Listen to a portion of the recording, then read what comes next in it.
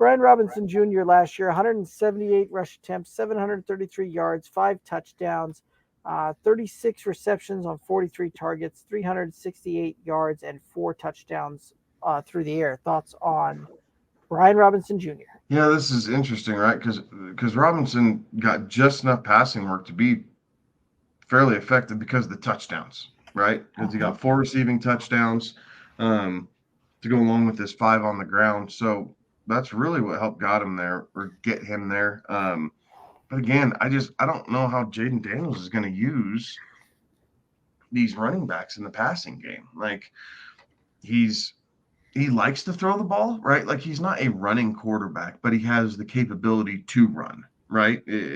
So the question is, does Jaden Daniels play more like Mahomes or more like Josh Allen?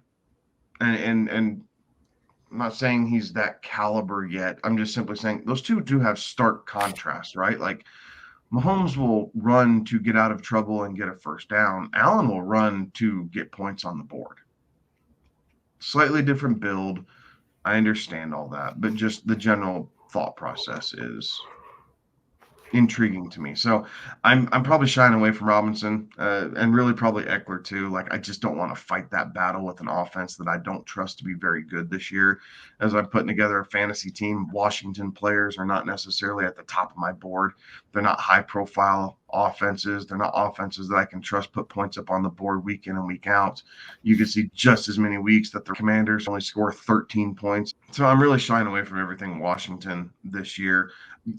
Jaden Daniels I have in some dynasty leagues. Like that's where I grabbed a Washington player was Daniels in dynasty leagues. If I was able to get my hands on him at number 2, um, outside of that redraft leagues, I'm shying away. I'd rather have Eckler than Robinson. Because when you look at it, he actually had a fairly good finish, right? RB2 territory last season at RB22. Even though there wasn't necessarily a ton of volume there when it came to running the ball, there was just enough passing work. But the 9 touchdowns certainly got that into play there. And there was a couple of those games that he ended up putting up some pretty monster weeks there. Week 2 against Denver, where he finished running back 1 overall. Yeah, that definitely kind of skewed things out of Yeah, it who there. didn't finish number 1 overall against Denver Right, last year? right.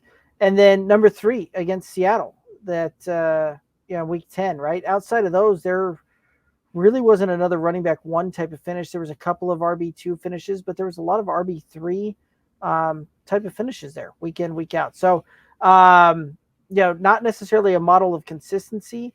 And there's other guys in this territory that I'd rather be drafting that I think we will see more week in, week out consistency.